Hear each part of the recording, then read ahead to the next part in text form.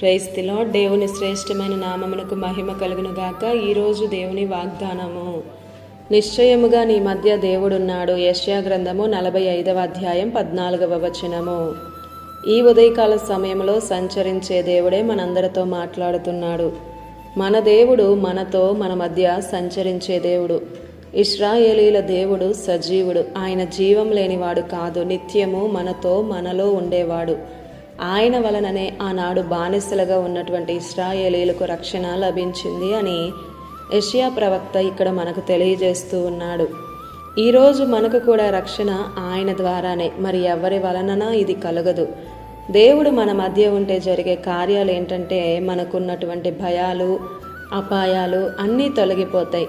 నీ మధ్య దేవుడు ఉన్నాడు గనుక నీకున్న భయం నిన్ను విడిచి పారిపోతుంది. నీ హృదయంలో దేవునికి స్థానం ఉంటే, అంతేకాదు నీకున్న ఏ వేదనైనా ఆ వేదనైనా తొలగించి నీ దుఃఖం సంతోషంగా, నీ కన్నీరు నాట్యంగా, నీ వేదన ఆనందంగా మార్చే దేవుడు నీ మధ్య ఉన్నాడు.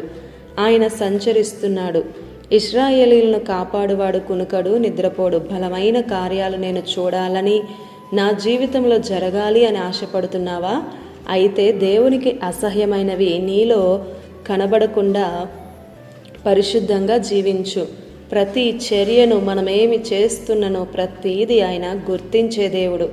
ఏం ఆలోచిస్తున్నామో అన్నీ కనుక స్వార్థాన్ని విడిచిపెట్టి దేవునికి నీకు మధ్య ఏ అడ్డుబండలున్నాయో వాటిని తొలగించేసాయి.